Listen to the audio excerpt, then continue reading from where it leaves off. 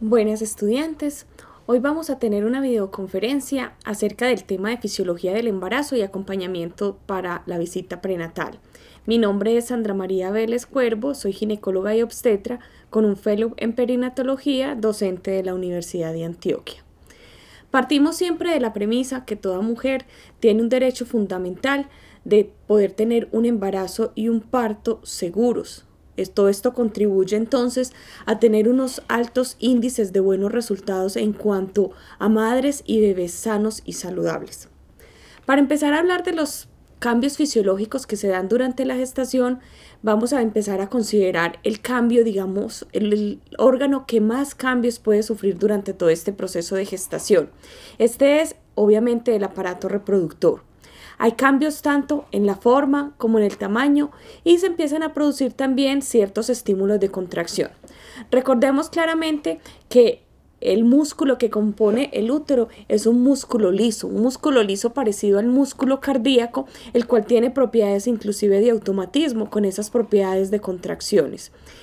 Hacia el final del embarazo, recordemos que el útero va creciendo como resultado al crecimiento del feto, al crecimiento de la placenta y el aumento del líquido amniótico, y empieza a aumentar también la circulación que se da en él, llegando generalmente al término del embarazo a alcanzar unos 700 mililitros por minuto. Se producen cambios en la vagina, en el cuello vaginal, en la mucosa, que va causando cierto reblandecimiento y aumento de la producción de hormonas y aumento de la producción sobre todo de secreciones vaginales y de flujo.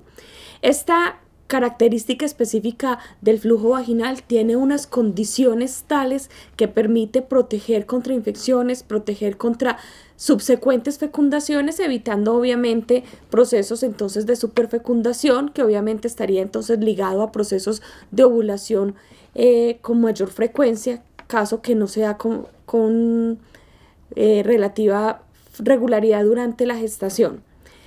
Ese reblandecimiento y esa cianosis va creando ciertos cambios por esa vascularización que pueden ser luego semiológicamente interpretados, como lo vamos a ver más adelante.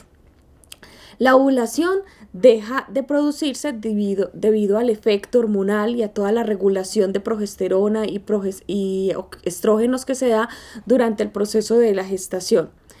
Los pedículos vasculares, sobre todo en la parte ovárica, van aumentando y pueden llegar a hacerse mucho más gruesos. Ya mencionamos, hay prácticamente hipertrofia y aumento de la secreción en todas las glándulas, no siendo ello también entonces toda la trompa de falopio excluida de esta situación. En la vagina, como mencionamos, por el aumento de la vascularidad empieza a tornarse de un color azul violáceo, conocido como el signo de Chadwick, y la producción de las glándulas que hay en la vagina empiezan a producir mucha mayor cantidad de moco, y este moco se vuelve de una característica filante, como lo ven en la fotografía, que es un moco de características de una fase progestagénica durante el ciclo ovárico, y eso va causando entonces ciertos factores o ciertas condiciones a nivel protector para evitar infecciones o para evitar entonces complicaciones que puedan llegar vía ascendente a la membrana uterina, al útero, y puedan entonces llegar a causar estas complicaciones.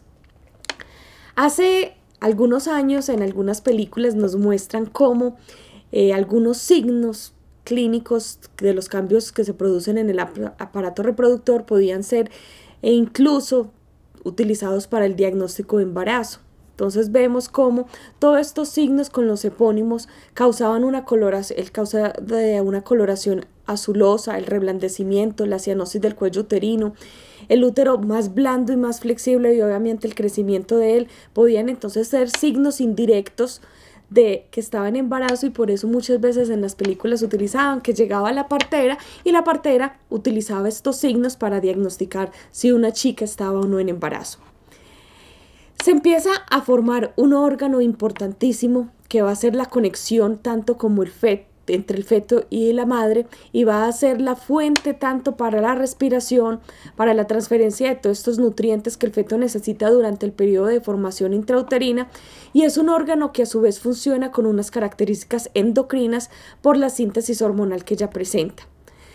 Se encarga entonces la placenta de cumplir todas estas funciones que son asumidas entonces como un mecanismo de comunicación y de regulación entre la madre y el feto.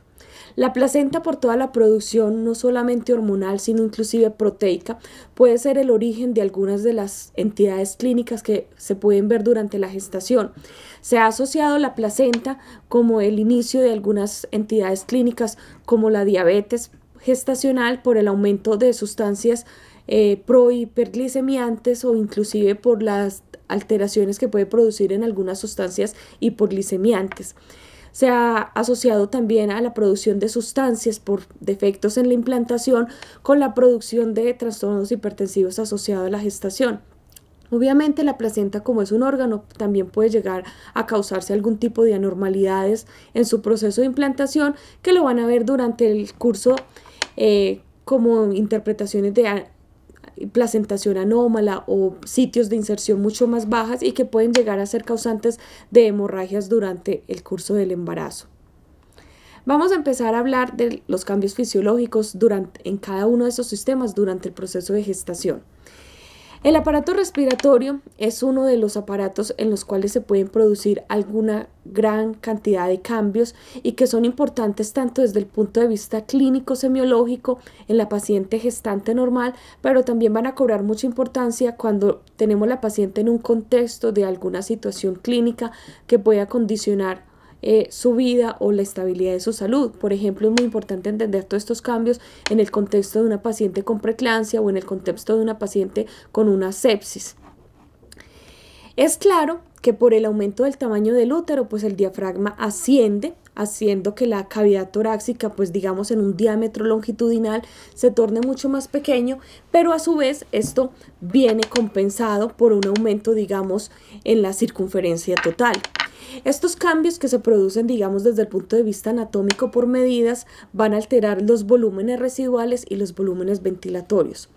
Como regla general, la gran cantidad o la gran mayoría de los volúmenes residuales disminuyen, pero los volúmenes corrientes que se mueven en el transcurso de una respiración o en el ciclo de una respiración se mantienen con tendencia al aumento. Entonces esto quiere decir que si unos aumentan, otros disminuyen, pero hay una cosa que siempre permanece estándar y es la capacidad vital total o la capacidad respiratoria total. Ese volumen nunca aumenta. Recordemos, aumentan o disminuyen unos u otros, pero ese se mantiene siempre estable durante la respiración. Yo siempre les hago la analogía de un vaso que tiene una capacidad, supongamos, de 500 centímetros. Esos 500 centímetros siempre van a ser 500. Yo puedo meter 20 centímetros de arena y el resto en agua, o puedo meter 50 centímetros de arena y el resto en agua, aunque varíe, digamos, esos componentes, el volumen total siempre va a ser estándar porque está diseñado con una capacidad única.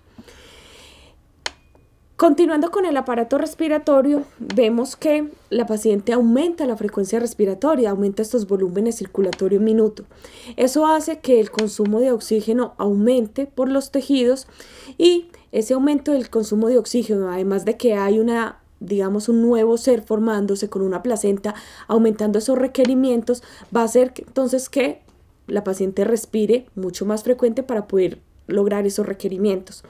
Al hacerse el aumento de la frecuencia respiratoria, obviamente se va a barrer más dióxido de carbono.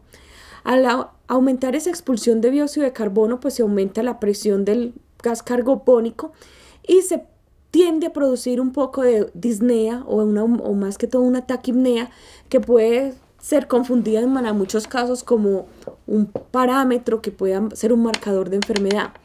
Hay que tener en cuenta de que si bien hablamos de algunos parámetros que pueden estar alterados en la paciente gestante, esos parámetros también tienen un límite. Lo normal que generalmente encontramos de aumento es que la paciente aumente en promedio de 2 a 4 respiraciones por minuto, siendo máximo en total 20 respiraciones. Una paciente que tiene más de 20 respiraciones por minuto, sí es importante que evaluemos qué está pasando. No siempre considerar, es que es normal que tenga taquipnea porque está en embarazo, sino pensar un poco más allá.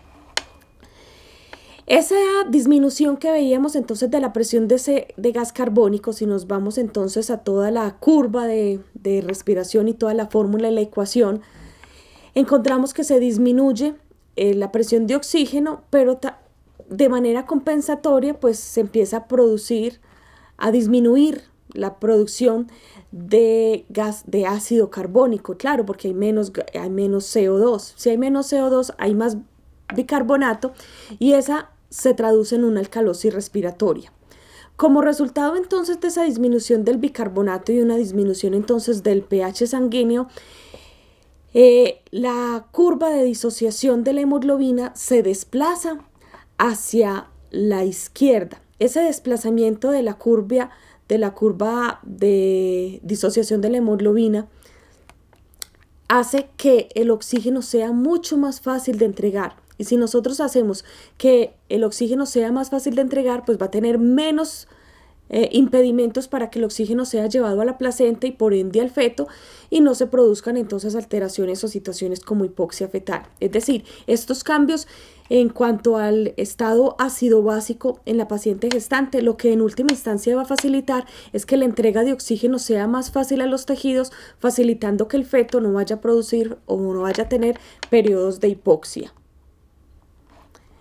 En el sistema cardiovascular, esa misma elevación del diafragma pues va a causar, digamos, una alteración en la forma como el corazón está localizado en la cavidad torácica, haciendo que el punto de máximo impulso y el corazón específicamente y esas cavidades izquierdas se desplacen un poco hacia arriba y hacia la izquierda, de modo que prácticamente el eje cardíaco estaría desplazado a la izquierda.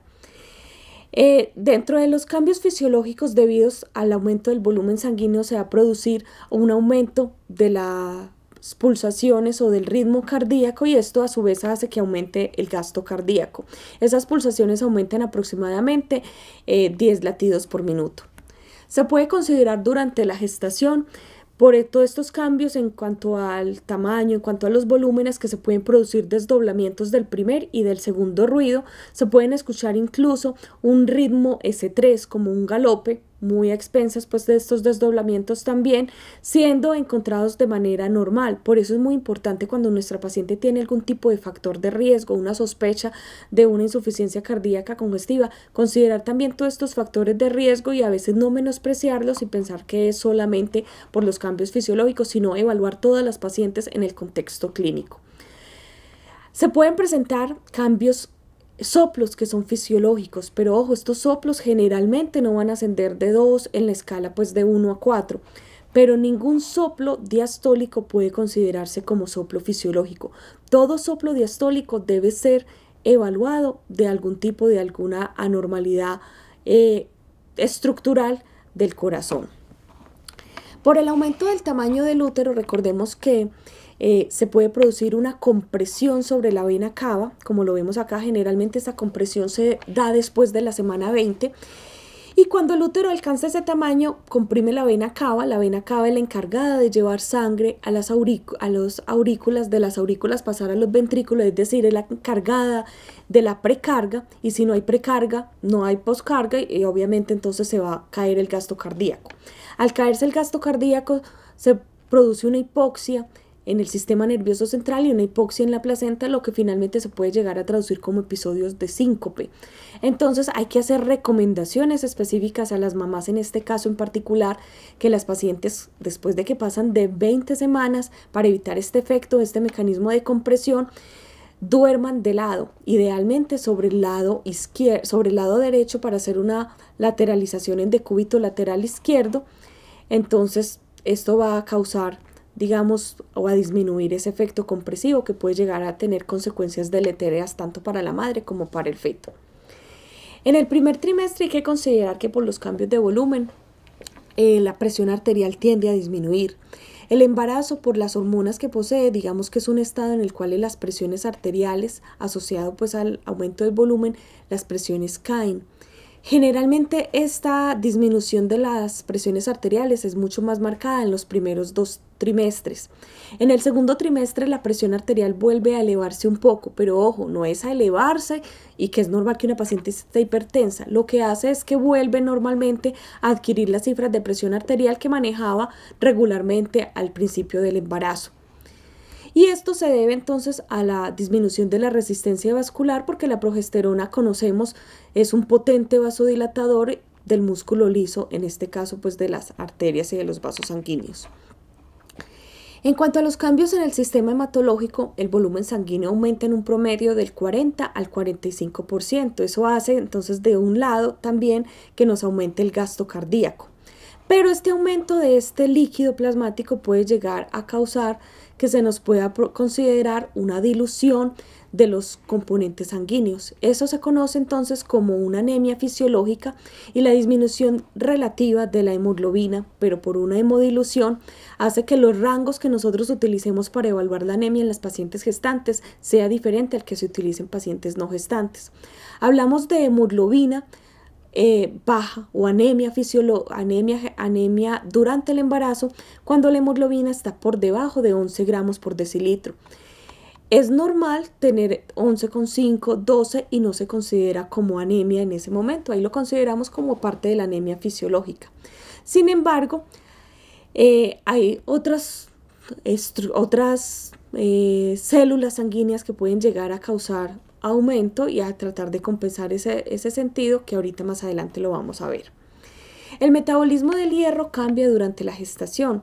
Necesitamos se requieren cantidades mucho más altas de hierro de manera que suplan el nuevo ser que se está formando. Por ello es importante que durante la gestación se haga un suplemento de hierro o se reevalúe si la paciente tiene suficientes reservas de hierro para suplir durante la gestación y no la llevemos rápidamente a que caiga en procesos de anemia fisiológica. Entonces aquí viene otra recomendación para darle a la paciente durante la visita prenatal y es cuánta cantidad de hierro va a suplementar durante los procesos de embarazo.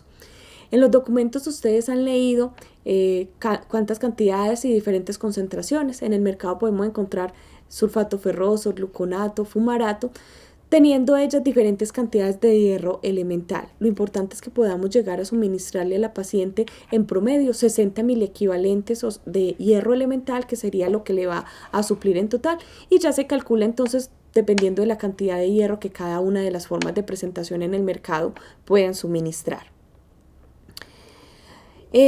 Con respecto a las otras células que les había mencionado, el número de leucocitos o de células blancas puede aumentar. Incluso puede llegar hasta un valor de 12.000 o 15.000 durante el embarazo y en el puerperio inclusive 25.000. Aquí es muy importante tener en cuenta cuánto es el valor inicial que una paciente tenía durante la gestación, los primeros meses de la gestación.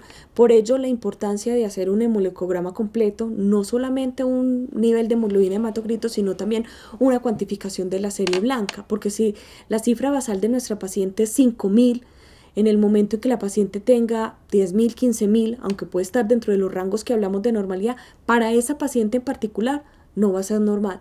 Por eso yo les insisto mucho que cada una de las pacientes es un mundo diferente y hay que tratarlas de manera individual. Los reactantes de fase aguda, muchos de ellos tienden a aumentar, la sedimentación aumenta, dejando entonces de ser un buen parámetro en enfermedades inflamatorias o en enfermedades infecciosas y cobrando de pronto como marcadores de respuesta inflamatoria inmediata, como marcadores sanguíneos, otro grupo de células o dándole más prevalencia, por ejemplo, a la proteína C reactiva. Con respecto a factores procoagulantes y de coagulación, hay un aumento durante la gestación y eso hace que el embarazo sea un estado entonces de hipercoagulabilidad, predisponiendo a las pacientes a efectos trombóticos. Recomendación adicional entonces durante la gestación, que las pacientes no se mantengan sentadas, que hagan periodos de caminatas aproximadamente de 20 a 30 minutos diarios para evitar entonces estos fenómenos trombóticos durante la gestación y que pueden en muchas ocasiones llegar a causar muerte materna. En países industrializados es una de las primeras 3 causas de muerte materna, la muerte por fenómenos tromboembólicos. En el aparato urinario, al aumentar obviamente la circulación completa, pues va a aumentar la tasa de filtración glomerular, la cantidad de sangre que pasa a nivel del riñón y eso hace entonces que tanto sustancias nutritivas como sustancias de desecho puedan llegar a expulsarse, haciendo que las pacientes puedan perder glucosa o puedan perder proteína en la orina sin que ello se torne patológico. Sin embargo, hay que tener en cuenta además que hay unos niveles que uno considera cuáles son normales. En promedio, asumimos que la paciente no debe perder más de 150, 180 miligramos por día de glucosa y de proteína respectivamente. Entonces, una paciente que esté perdiendo más de esto, que lo consideramos como la cifra dintel o la cifra límite, tenemos que ir a buscar que esté bajo otra condición. Y obviamente pues también se pierden las sustancias de desecho, en este caso con la creatinina. Entonces lo que encontramos en estas pacientes es valores de creatinina mucho más bajos que las pacientes normales. Consideramos que una paciente embarazada normalmente debe oscilar la creatinina entre 0,5 y 0,9 miligramos por decilitro. Una paciente que tenga más de 0,9, aunque el laboratorio, el valor de referencia no lo muestre como rangos normales, para una gestante no es normal. Entonces una paciente que tenga 1,1, busquemos que de pronto está haciendo algo o está siendo sometida a periodos de deshidratación o de baja ingesta de líquidos. También se puede producir por el mismo efecto de compresión una compresión sobre los ureteres, causando entonces una dilatación a nivel del ureter y sobre todo de la pelvis renal, favoreciendo esto entonces dilataciones, elongaciones, pero más importante que ello, procesos infecciosos porque la orina se va quedando acumulada. Entonces, nueva recomendación para la paciente, que tome bastante cantidad de líquido. El líquido hace algo, digamos, muy especializado y es como si hiciese una especie de lavado y va limpiando todos esos ureteres y va barriendo, de manera de que acúmulos de orina con nuevas fuentes y nidos de bacterias no lleguen a sembrarse porque se está haciendo rápida y constantemente un lavado. La otra recomendación es que las pacientes vayan al baño a hacer una evacuación de su vejiga aproximadamente cada 4 horas, no pasen por periodos prolongados, que esto puede favorecer entonces la acumulación de bacterias en la orina, favoreciendo entonces bacteriurias asintomáticas que pueden llegar a transformarse después en infecciones urinarias o en complicaciones ya mucho más graves como sepsis. También, obviamente, por el aumento de la presión en el abdomen, por el aumento del crecimiento del útero, aumenta la presión intraabdominal y eso va creando entonces unos cambios a nivel de la vejiga que va haciendo, digamos, que se limite un poquitico esa capacidad vesical. Entonces, asociado a la capacidad vesical, a las alteraciones del músculo liso por la progesterona y por el cambio de la presión y el cambio en los ángulos de la uretra con la vejiga, pueden llegarse a presentar situaciones de incontinencia urinaria. Entonces es común que la paciente se refiera que se le sale la orina por el aumento de eso. Importante acá entonces rescatarle ejercicios de piso pélvico que van a ser supremamente importantes para el momento del parto, para evitar entonces lesiones graves o disfuncionalidades a largo plazo si enseñamos a la paciente a hacer ejercicios que son muy sencillos pero que los empiece a hacer durante el embarazo. Además, el fortalecimiento del piso pélvico va a favorecer entonces todo el proceso de dilatación y de elongación durante el trabajo de parto. En el aparato digestivo se puede producir entonces disminución del vaciamiento gástrico. La progesterona causa prácticamente un enlentecimiento del peristaltismo, favoreciendo entonces fenómenos de pirosis, fenómenos de reflujo gastroesofágico. También en la cavidad oral se puede presentar entonces cierto edema. Hay un edema que puede ser asociado al embarazo por la retención hídrica que se produce y se producen entonces episodios de gingivorragia. Estos episodios de gingivorragia pueden predisponer a focos infecciosos. Importantísimo entonces la valoración del odontólogo y hacer la higiene periodontal durante el embarazo para evitar entonces que esto pueda llegar a ser focos de siembra de bacterias y se ha visto una asociación de esas bacterias con algún tipo de entidades clínicas que pueden llegarse durante el embarazo. Si bien la literatura realmente no ha demostrado que esto haya una causa-efecto directo, sí se ha visto que pacientes que tienen episodios de gingivitis o de épulis pueden estar más predispuestas a que hagan ruptura de membranas o síndrome de parto pretérmino. Continuando con el aparato digestivo, pues ya vimos que hay grandes cambios también en todos los otros órganos debido a la vascularización. En el hígado se pueden producir entonces también aumento de la secreción de muchas proteínas e incluso disminución de otras enzimas. La fosfatasa alcalina se puede elevar 1.5 veces su valor normal y esto hace que pierda su valor como un marcador de casos de obstrucción en la vía biliar. teniendo que recurrir entonces en casos de fenómenos colestásicos a utilizar otras enzimas marcadoras para diagnosticar este tipo de fenómenos, cobrando importancia, por ejemplo, en estos casos, la medición de la gamma-glutamiltransferasa o medir directamente pues, los ácidos o las sales biliares.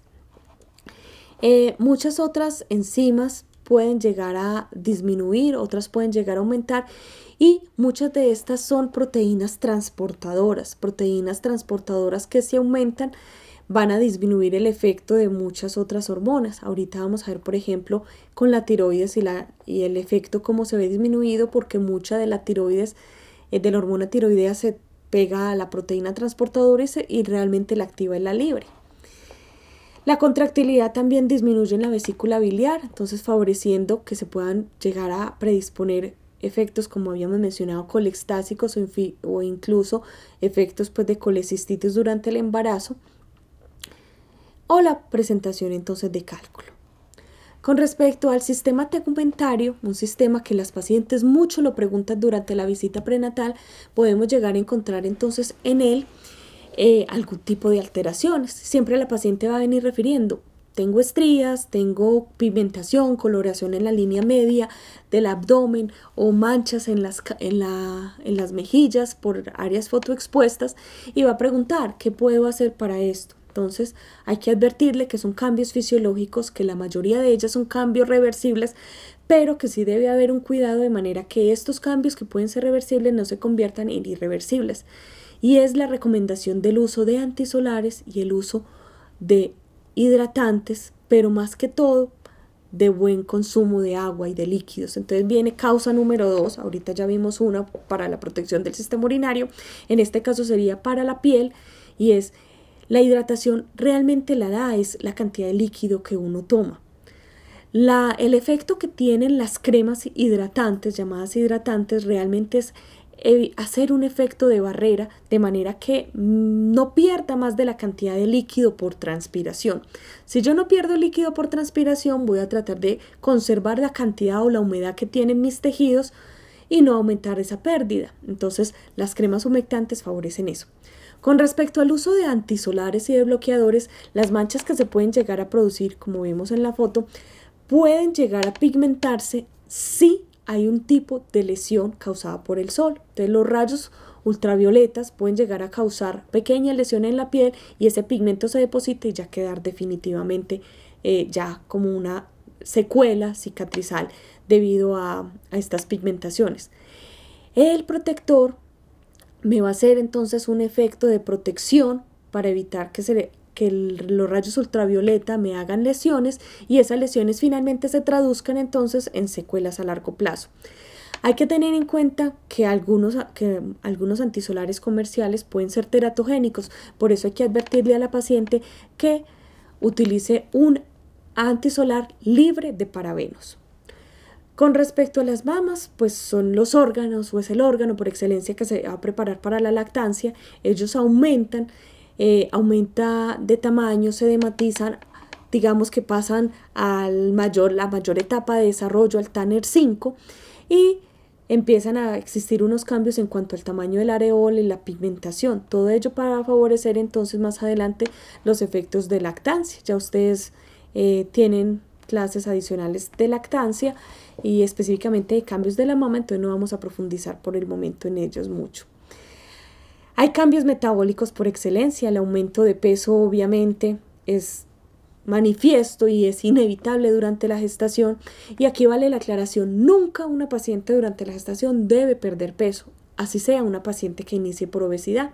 Entonces aquí utilizamos algunas tablas que nos van a calcular dependiendo del grado nutricional con el que la paciente ingrese al control prenatal para establecer cuál va a ser su ganancia. En promedio, la paciente normal gana 9 a 11 kilogramos. Si es una paciente obesa, pues no queremos que nos gane más de 7. O si por el contrario es una paciente que está en una etapa de enflaquecimiento, de desnutrición por la clasificación de la tabla de Atalat, pues vamos a querer que nos gane un poco más de esa cantidad de peso, y de alrededor puede estar de los 18 kilogramos de ganancia, tratando de recuperar el déficit previo que tenía y llevándolo, digamos, a los valores que debe aumentar durante la gestación.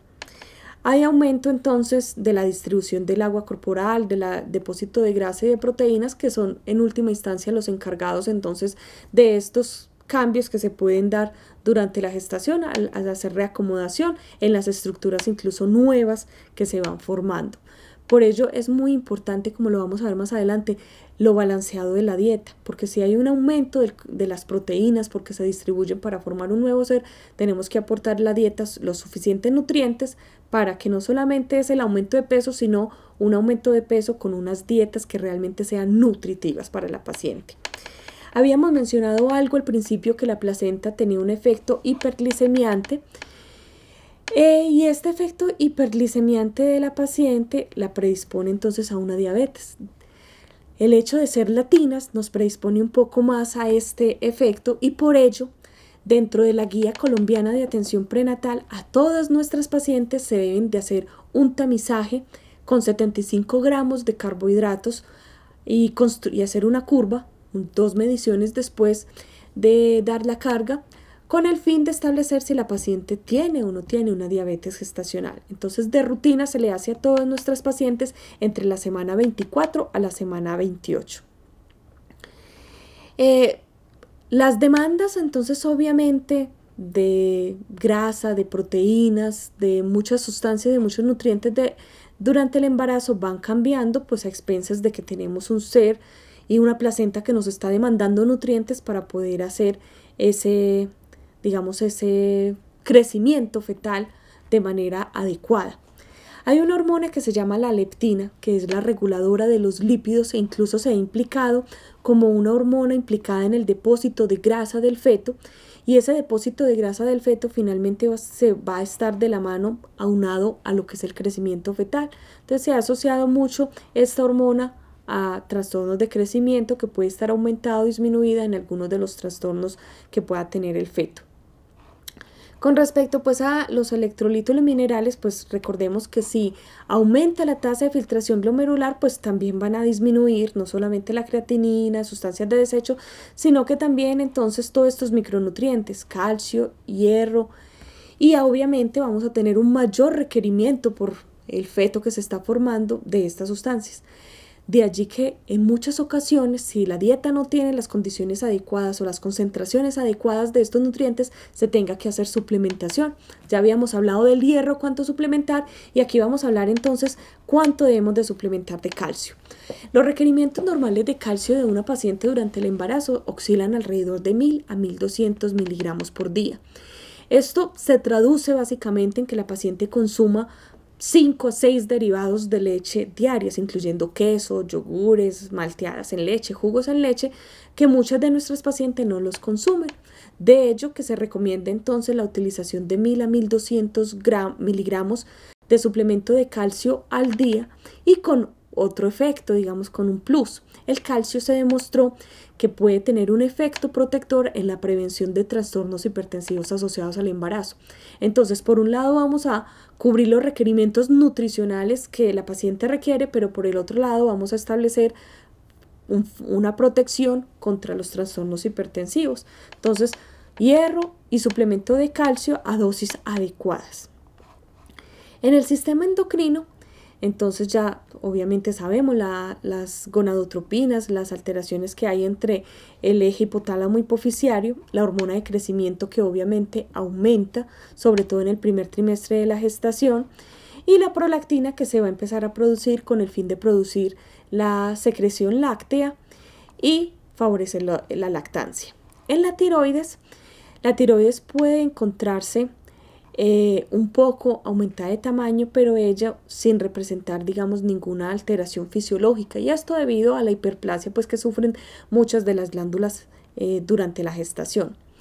La globulina, que veíamos ahorita, una de las proteínas producidas por el hígado, aumenta, y la tiroxina libre se pega a esta globulina, haciendo que la fracción libre sea menor, y al ser menor entonces se pueda tener una predisposición de disminución de T4 libre y disminución de hormona realmente con acción en los tejidos. Aunque se menciona entonces con este punto de vista fisiopatológico de una predisposición, digamos, a niveles más bajos de tiroxina libre, las pacientes no es que estén en más riesgo de hacer hipotiroidismos, ni que sea de rutina tamizarlas a todas. En el 2017 las guías de tiroides y embarazo inclusive dicen que si la paciente no tiene factores de riesgo, realmente no se recomienda una tamización con TSH o T4 libre a todas las pacientes de manera rutinaria, diferente a la paciente que presenta síntomas que yo creo o estoy sospechando que pueda tener asociado un trastorno tiroideo. Bueno, en cuanto al sistema endocrino, para continuar, pues tenemos requerimientos de calcio necesarios para la formación del esqueleto fetal, que ya lo habíamos mencionado, pero también hay disminución, no solamente por la expulsión a través de la orina, sino por el efecto de paratormona. Entonces, al aumentar todas estas disminuciones plasmáticas de calcio, aumentan la liberación de paratormona, que me va a favorecer entonces efectos de resorción ósea con el fin de sacar el calcio del hueso y poderlo llevar a la vía circulatoria para poder hacer todos esos requerimientos. Es una de las razones más entonces para no olvidar este suplemento, porque si yo hago fenómenos de resorción, o sea que estoy sometiendo al hueso de la paciente a osteopenia. No es raro que pacientes que tengan déficit de calcio, incluso algunas empiecen a fracturársele los dientes porque se está quitando el calcio de estas estructuras para poder mantenerlo en la circulación. Entonces, no olvidar otra de las indicaciones de por qué suplementamos. La calcitonina tiene una función opuesta pues a la paratormona, que lo que busca es aumentar los niveles de calcio a nivel sanguíneo, buscando entonces proteger el hueso. Entonces, mientras que la paratormona saca el calcio, la calcitonina quiere tenerlo, y digamos que hay un balance entre estas dos hormonas para tratar de mantener ese balance durante el proceso de gestación. Pero si no tiene sustrato, pues obviamente no va a tener cómo mantener esa calcificación ósea. En el sistema renina-angiotensina, pues la aldosterona aumenta, tratando de mantener un buen efecto natriurético, contrarrestar pues un efecto de ese efecto natriurético de la progesterona y del péptido natriurético auricular, para tratar de disminuir la pérdida de sodio en la orina. También hay alteración entonces en el sistema del cortisol y ellos aumentan. De hecho, se ha argumentado que las pacientes pueden tener una reacción incluso más rápida. A veces decimos, la paciente embarazada maléntica, no, al contrario, tiene un sistema de alerta, una activación del sistema de cortisol mucho más aumentado. Con respecto al sistema musculoesquelético, una causa frecuente de consulta durante la gestación, vamos a encontrar entonces que estas pacientes, por la producción de una hormona que se llama la relaxina, puede tener mayor cantidad de laxitud, y no es raro que podamos ver que una paciente durante la gestación haga movimientos de las articulaciones que antes de estar embarazada no podía hacerlos. Esto va entonces más a favor de que la paciente debe hacer ejercicio, no tiene ninguna limitación desde el punto de vista articular, que estoy tullida, como dicen muchas de las pacientes, entre comillas, sino que al contrario, tiene mayor laxitud, mayor amplitud de arcos de movimiento, y que hay que favorecer eso con gimnasia prenatal o con los periodos de caminada, pero que la paciente no tenga una vida sedentaria. Pero del mismo modo también el punto de gravedad tiende a desplazarse hacia adelante. Recordemos que el punto de gravedad está localizado en la promontorio, pues en la primera vértebra, en la última vértebra lumbosacra, en el E4, L5, y ese punto, por el aumento de la barriguita, entonces tiende a irse aumentando. ¿Qué hace la mujer embarazada para compensar y mantener ese punto de gravedad, que es lo que la mantiene de pie y no se caiga en el punto que debe estar? Es hacer una hiperlordosis, de manera que al hacer una hiperlordosis, su cuerpo, su columna, vaya a buscar ese punto de gravedad que se adelantó. Imaginémonos una paciente gestante que es con su barriga y que además de eso, pues ya tiene el punto de gravedad adelantado, y se monta en unos tacones. los tacones aumentan, es una de las causas por las que aumente o se adelante el centro de gravedad. Por eso muchas mujeres cuando se colocan tacones muy altos se caen porque no logran mantener el equilibrio balanceado entre cada una de las estructuras de su cuerpo. Entonces, recomendamos a las pacientes gestantes que no usen zapatos muy altos, máximo pues porque hay pacientes que yo no puedo vivir sin tacones, utilicen tacones máximo de 1 pulgada, y 1 pulgada son 2.5 centímetros. Más de ahí corren el riesgo de que más se desplace su centro de gravedad y más riesgo de caídas puedan tener, teniendo consecuencias deleterias tanto para ellas como para el feto, porque una caída puede finalmente terminar en una pérdida del embarazo. Bueno, hasta aquí lo básico que deben saber con respecto a la fisiología. Sin embargo, les recomiendo el documento que está en plataforma, que fue actualizado por uno de los docentes en septiembre, octubre del año pasado, y está muy completo con respecto a todos los cambios fisiológicos. Estos cambios fisiológicos básicos los necesitamos para entender por qué las instrucciones que le damos a la paciente, cuando ella nos va a venir a preguntar si una cosa es normal o anormal, y nosotros poder entonces darle una respuesta y decir, señora, estos cambios son de esperar, y ella va a entender más su proceso y se va, digamos, a adaptar más dentro de todo lo que hay en su entorno. Incluso va a reconocer fácilmente, reconociendo que es lo normal, puede llegar a reconocer mucho más fácil que es lo anormal y que no pase desapercibido. Vamos a empezar a hablar un poco entonces de algunas cosas básicas dentro del acompañamiento de la visita prenatal.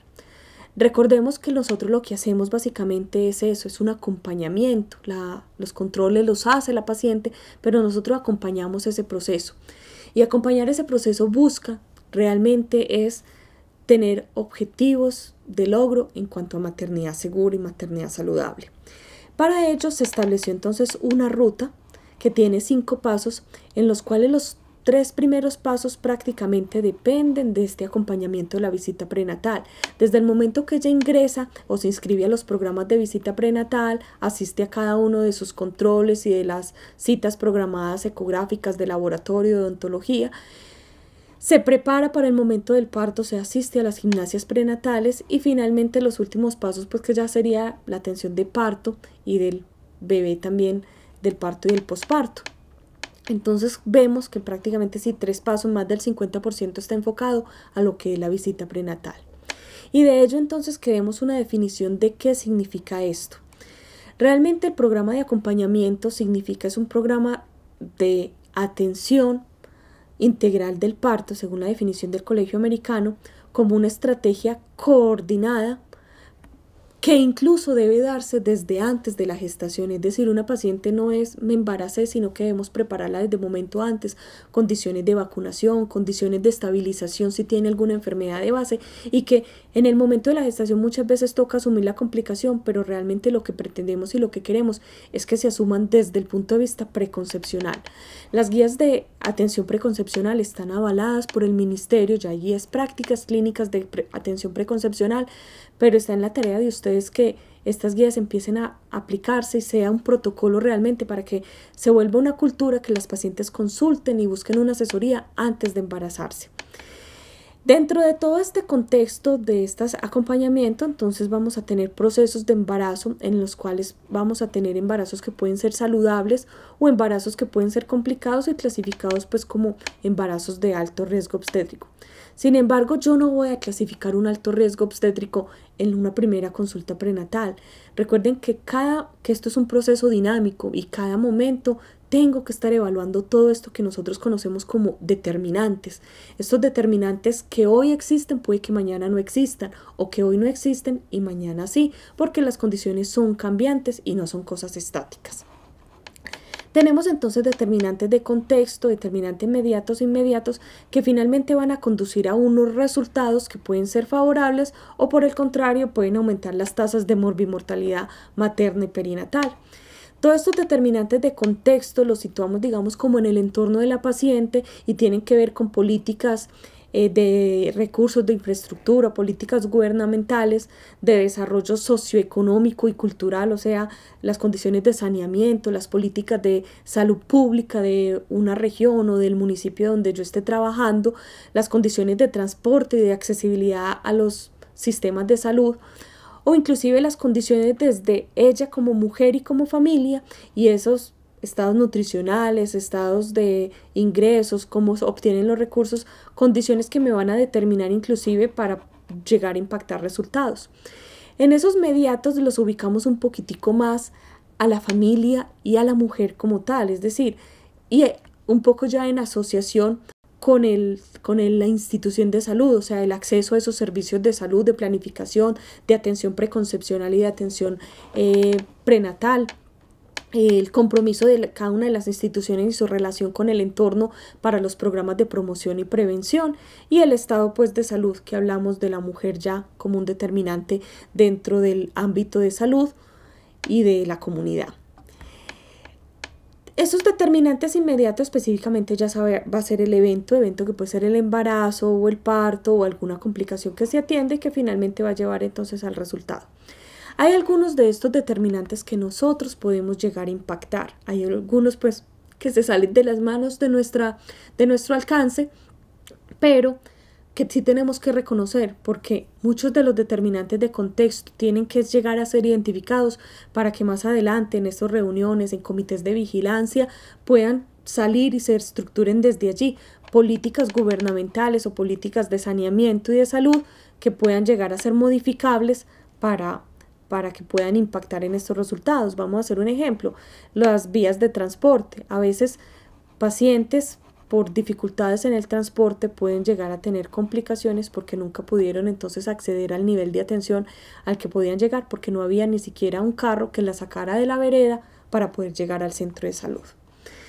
Importantísimo entonces involucrar, porque esto es un proceso de familia, incluso es un proceso de comunidad, y entonces el involucramiento de la familia y de la comunidad dentro de toda la atención de la visita preconcepcional me garantiza entonces una atención con calidad. Por eso hablamos, y lo van a ver en la plataforma, de familias gestantes, más que de una mujer gestante.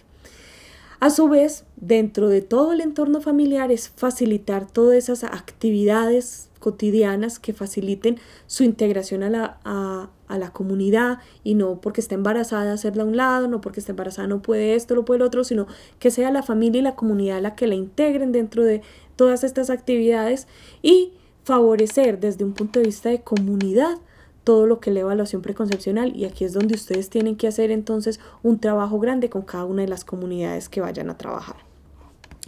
Los objetivos claros y básicos del control prenatal están en identificar las condiciones de riesgo en cada una de las visitas que la paciente hace. Como mencionamos, pueden ser cambiantes en el tiempo. Diagnosticar y tratar oportunamente cualquier condición que se detecte, inclusive impactar esos factores de riesgo o intervenirlos que pueden llegar a causar complicaciones tanto en la madre como en el feto.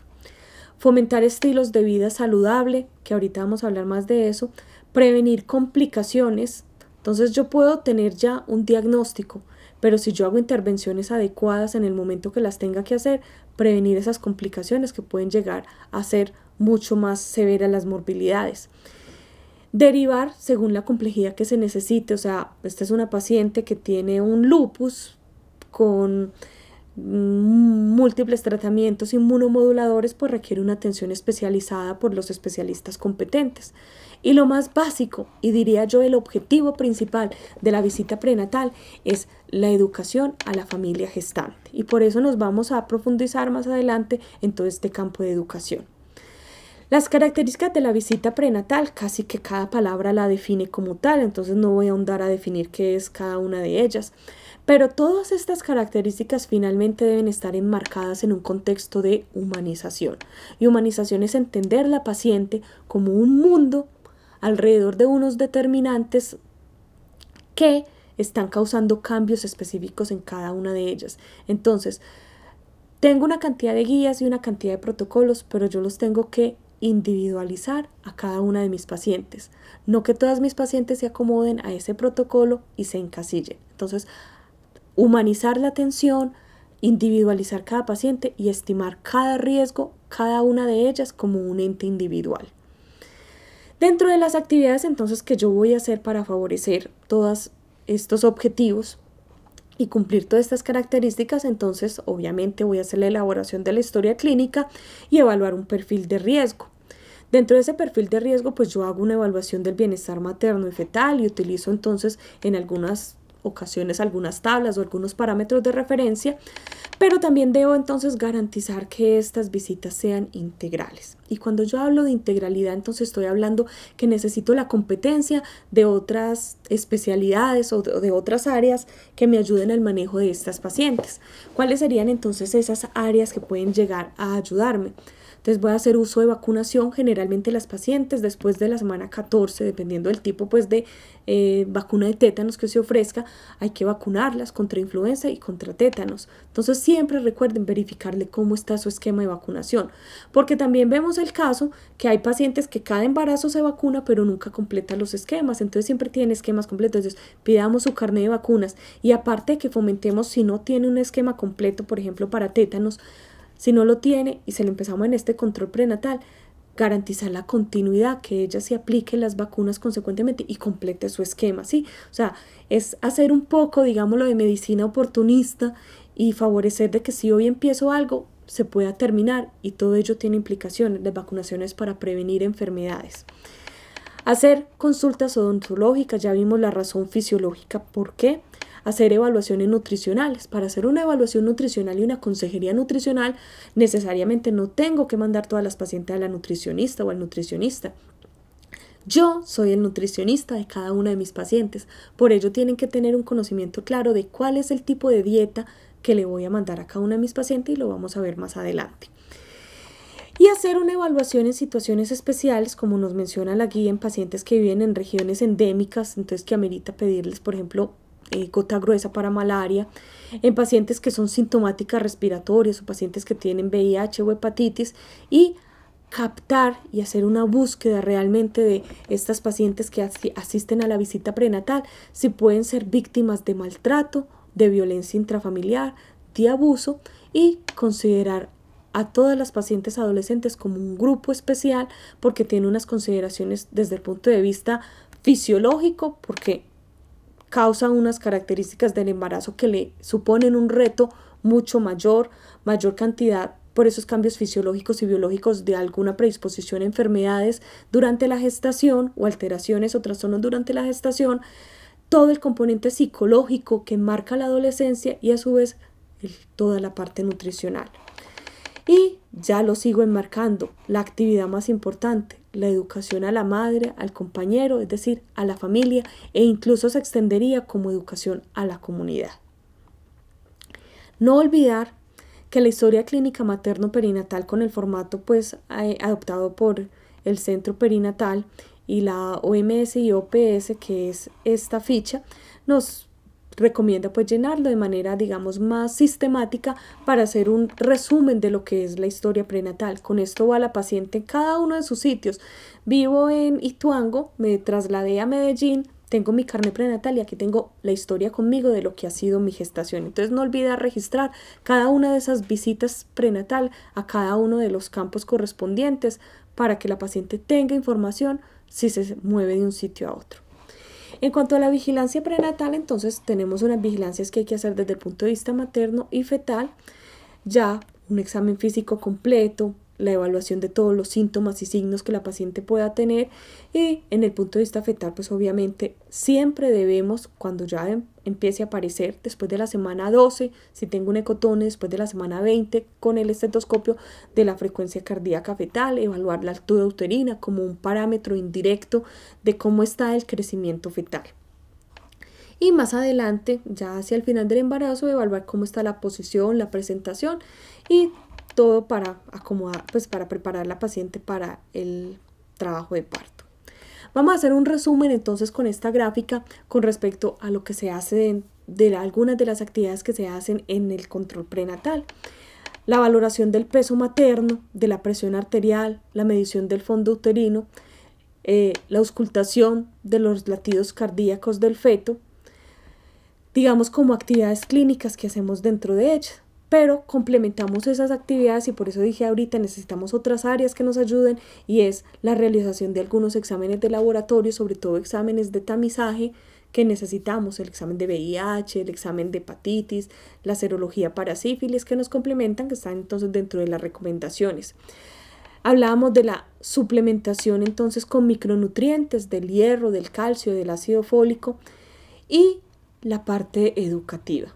Entonces, toda la parte que es de educación en estilos de vida saludable, en cambios fisiológicos, en signos de alarma y la preparación de la mujer para todo ese proceso de parto, de posparto y de lactancia. Esta es una gráfica que ustedes ya la tienen, un cuadro que resume la guía prácticamente de el momento en el que se realizan los exámenes, que a veces digo yo que parecieron checklist, pero más importante que considerar que la paciente tenga todo, les decía, individualícenla. Es, digamos, paradójico pensar que yo le voy a hacer hemoclasificación a la paciente cada momento que la paciente consulta, sino que también hay que ser racionales, digamos, con el uso de los métodos de laboratorio y métodos diagnósticos. Pues si ya tengo una hemoclasificación en una historia clínica del embarazo pasado, que la paciente es O negativa, pues ¿para qué le voy a pedir una nueva hemoclasificación? Ya ahí tendría que pedirle el CUMS. Pues entonces considerar también de que no porque esté en embarazo, pues le voy a hacer todo si hay cosas que realmente no me van a cambiar mucho. Las otras sí son para la detección entonces de enfermedades o infecciones que se puedan llegar a producir durante la gestación y que pueden ser tan relevantes que puedan llegar a causar alteraciones tanto a la madre como al feto. Vamos a centrarnos en este momento ya entonces en cómo voy a dar la educación yo a la paciente gestante. La divido en 4 áreas básicas para uno no olvidar. Entonces, la primera parte de educación la voy a centrar en relación a los cambios de la gestación, a todos estos cambios que vimos y sobre todo a muchas de esas recomendaciones que vimos que están basadas en los cambios fisiológicos que pueda tener la paciente. Explicar acerca de la sexualidad, de la planificación. En cuanto a la sexualidad, no hay ninguna contraindicación para seguir teniendo relaciones sexuales si no hay ninguna condición de riesgo para la paciente. Y con respecto a esta relación de la gestación, pues vamos a preparar a la paciente también para el proceso de parto, para lactancia y aprovechar que esta es una estrategia para los cuidados del recién nacido. El otro campo que vamos a hablarle a la paciente es favorecer todos estos estilos de vida saludable, nutrición, actividad física, el vestuario cómodo que ya vimos por qué, hábitos higiénicos, la atención institucional del parto y que asista a los controles prenatales y que idealmente involucre a alguien de su familia a cada una de estas visitas. Entonces mencionábamos que vamos a fomentar estilos de vida saludable y le vamos a explicar a la paciente cómo se debe alimentar. Nosotros no somos nutricionistas ni sabemos realmente el cálculo de 35 gramos por porcentaje, tal cosa, pues como lo hacen los nutricionistas muy específico, pero la paciente va a llegar primero donde usted, si está en un centro donde no hay nutricionista, pues nunca la va a ver una nutricionista con toda seguridad. Entonces es muy importante que ustedes sepan o tengan un diagrama de cómo debe ser esa alimentación para la paciente en el embarazo. Este es un diagrama tomado de la Universidad de Oregon, en el cual representa de manera muy esquemática y muy sencilla cómo debe ser el plato. Básicamente uno le dice a la paciente, la mitad de su plato debe ser entre vegetales y frutas, o sea, una ensalada con vegetales y frutas.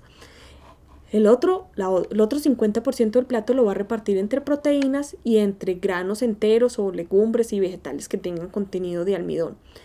Cuando hacemos, digamos, esta explicación y le mostramos a veces el gráfico a la paciente le queda muy claro que a veces yo decirle, cómase la carne con una ensalada, con esto, pero juéguele. Entonces yo les recomiendo mucho a todos ustedes que utilicen las gráficas. La mejor forma de aprender a veces es con gráficas. Uno ve un gráfico y no se me olvida, sí, era el plato, la mitad verde y el resto así y así. Entonces, utilícenlas. Les doy permiso pues que utilicen todo lo que necesiten, lo pueden reproducir, hacen su material, porque todo esto actúa en pro de la educación de la paciente para que esté bien instruida con respecto al cuidado de su gestación. Aparte de eso, miren que les recomiendo entonces la ingesta de agua, de leche y de agua, de grasas que en lo ideal sean de origen vegetal y no olvidar que como parte suplementaria de la actividad física, caminadas de 20 a 30 minutos diarios complementan toda esta salud materna de ella. Este es otro ejemplo pues para explicarle, de pronto menos detalladito porque este se vuelve un poco más gráfico. Y durante el embarazo, sobre todo las pacientes que nos consultan con algún tipo de dolor, sea púbico, sea sacro o sea lumbar, uno, aparte de las caminadas que debe hacer, le puede recomendar algún tipo de ejercicio antes de recurrir a terapias analgésicas. El analgésico más seguro durante el embarazo es el acetaminofén, sin embargo no es inocuo. Hay intoxicaciones o hay pacientes que si tienen alguna alteración hepática pues no pueden consumir acetaminofén y no es el mejor analgésico para los dolores osteomusculares, siendo los ejercicios, o sea la fisioterapia, el fundamento para este caso. Entonces le podemos explicar algún tipo de ejercicios específicos que pueden ayudarle, que pueden mejorarla. Por ejemplo, estos 2 ejercicios son muy buenos para los dolores lumbares y uno lo puede practicar. Algunos siempre me han preguntado qué ejercicio le recomendaría a la paciente. Los hidroejercicios, pues la hidrogimnasia es muy buena, muy recomendable porque elimina el efecto de la gravedad. Entonces, por eso muchos programas de gimnasia prenatal incluso las hacen en agua, en piscinas. Y otro que ha cobrado pues importancia con respecto a procesos de relajación muscular y de preparación del trabajo de parto es el yoga. Es el yoga y el trabajo inclusive con pelotas plásticas, de estas que son blandas, que favorecen entonces inclusive fortalecimiento de piso pélvico. El otro campo para hablar de educación es la prevención de los factores de riesgo. Entonces, aparte de fomentar estilos saludables, vamos a evitar que la paciente fume, tome bebidas alcohólicas, pues obviamente consumo de marihuana, de cocaína o de otras sustancias psicoactivas, medicamentos no recetados, que fui a la farmacia y me mandaron Advil. A veces un Advil puede llegar a ser muy peligroso en una paciente gestante. Con respecto a los viajes, siempre la paciente debe pedir una autorización, qué tipo de viajes puede hacer, si su condición y su edad gestacional permiten hacer determinados tipos de viajes. Y los signos de alarma deben quedar muy explicados y están enmarcados generalmente a signos que puedan causar pérdida del embarazo, que me ayuden a detectar la presión arterial o evaluar el bienestar fetal. Para ello es muy claro que la paciente tenga en cuenta y conozca muy bien cuáles son los signos de alarma en cada periodo de la gestación. Para ello entonces podemos utilizar nuevamente formatos escritos que nos van a ayudar y van a ser educativos, explicándole por cada trimestre cuáles son los signos de alarma y a su vez que durante la gestación, el conocer esos signos de alarma me la eduque en otras cosas. Por ejemplo, acá les recuerdo yo la vacunación, el programa educativo, la odontología y la nutrición, fomentar la revisión de la cita postparto, tanto para ella como para su bebé, que después tenga un método de planificación. Entonces, este método de planificaciones inclusive hablamos que se empiecen a definir desde las visitas prenatales y no en el momento final del parto, cuando la paciente de pronto está sometida a situaciones de estrés y no conoce realmente muchos de los métodos. Entonces, parte de las visitas es también ir fomentando e ir asesorando a la paciente en qué método va a planificar después de tener su parto. Y obviamente fomentar mucho la lactancia materna exclusiva en los primeros 6 meses de vida, como una gran ventaja desde el punto de vista económico y sobre todo nutricional y protector para el bebé. Siempre que la paciente tenga muy claro los signos de alarma, si yo le doy una educación adecuada, va a saber qué hacer en cada uno entonces de estas situaciones para que la paciente acuda donde debe acudir y en el momento que debe ser. A veces en los análisis de mortalidad materna o de morbilidad materna extrema nos encontramos que la paciente se demoró en consultar porque no reconoció y no sabía cuáles eran los signos de alarma. Entonces, una tarea grande en educación en esto. Les recomiendo entonces que visiten, esta es una página interactiva de multimedia en la web, en la cual está diseñada para las familias gestantes. Se les va a explicar muchas cosas desde el punto de vista fisiológico, de educación, de actividades, es decir, es como una herramienta interactiva en la web, la cual va a complementar toda esta fase de educación y en la cual si ellas las visitan, se integran, hacemos educación a través de ellas, digamos que se va a favorecer mucho. Entonces eso es un trabajo grande que se hizo como un proyecto del departamento que los invito a que ustedes la empiecen a utilizar, se la empiecen a recomendar a las pacientes porque les va a favorecer mucho de la educación. Esto va casi parecido como si fuéramos a decir el conocimiento del embarazo para dummies, como para los que no saben mucho qué significan estos procesos. Y a continuación vemos entonces un resumen de lo que es el flujograma de la atención prenatal, que básicamente me está hablando de cuando yo hago mis consultas, evalúo perfiles de riesgo, pero ojo que estos perfiles de riesgo los voy a evaluar, miren la secuencialidad, cada una de esos controles para poder estar evaluando cada control, mis factores de riesgo, cómo están, cómo voy a detectar, cómo voy a tratar, cómo voy a prevenir o en caso que se detecten factores que se salgan de las manos de competencia del perfil del médico general, pues tengan que ser remitidos y valorados por especialista. Cuando hablamos de factores de riesgo, les quiero mencionar que, digamos, para uno no olvidarlos y encasillarlos dentro de todo este panorama de determinantes, siempre interrogar por factores biológicos que corresponden pues como a la parte de los antecedentes, a factores psicológicos por depresiones, la misma adolescencia como tal, factores sociales, tenemos situaciones de desplazamiento, áreas de conflicto, de guerra, donde eso va a impactar y va a tener alguna repercusión, no solamente desde el punto de vista psicológico para la paciente, por el entorno en el que viva, sino inclusive a veces de acceso. Hay pacientes que no pueden salir porque no pueden cruzar una línea, las famosas fronteras invisibles, entonces no pueden salir a acceder a su centro de salud y esto hay que tenerlo en consideración y en cuenta.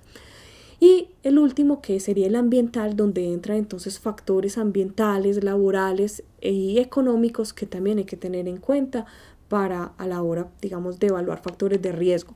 Estos mismos factores de riesgo aplican para ser evaluados incluso en las consultas preconcepcionales. Entonces a esto les quería hacer un marco específico porque en el taller que vamos a trabajar durante el taller presencial vamos a enfocarnos a la detección de estos factores de riesgo, cómo se intervienen, cuando en algunos casos puedo tener factores que son más biológicos o incluso más sociales, psicológicos o ambientales y poder intervenirlos. No solamente quedarme en una tarea de detectar factores biológicos, sino que tratar a la paciente como un todo y de manera integral.